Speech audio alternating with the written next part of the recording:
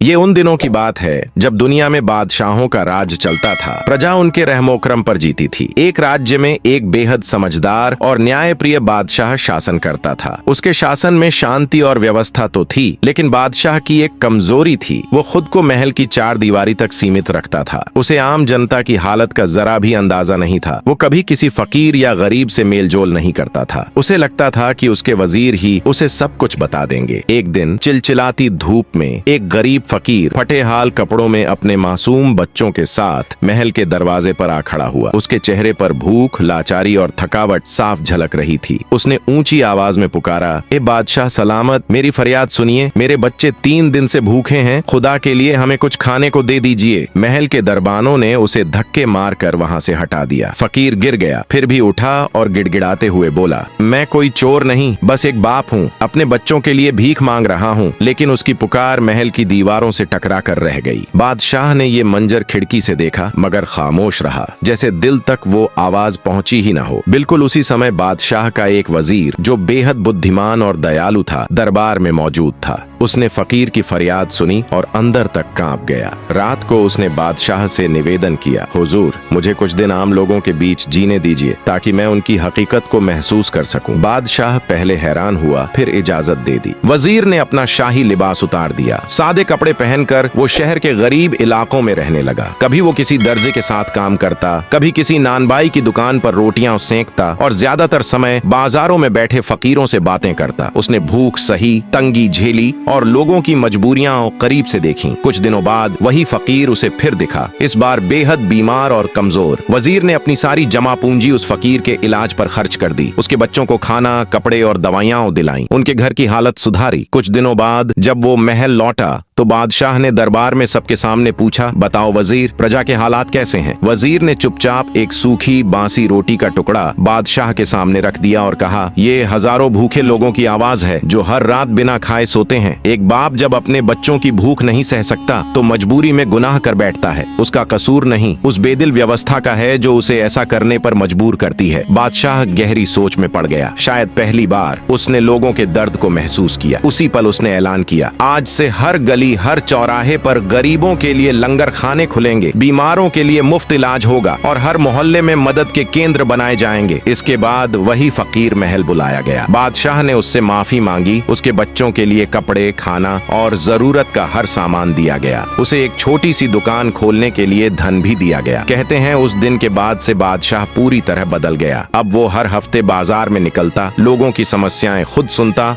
और तुरंत हल करवाता। और वो वजीर, उसे राष्ट्रगुरु का खिताब दिया गया। और वो फकीर, अब वो एक इज्जतदार इंसान था जो दूसरों की मदद करता और बच्चों को सिखाता। मजबूरी जुर्म को जन्म देती है, लेकिन एक रहमदिल हुकूमत उसे मिटा सकती है। अगर इस कहानी ने आपके दिल को छुआ हो तो चैनल को जरूर सब्सक्राइब करें। आपका एक सब्सक्राइब हमें और ऐसी कहानियां आप तक लाने का हौसला देता है।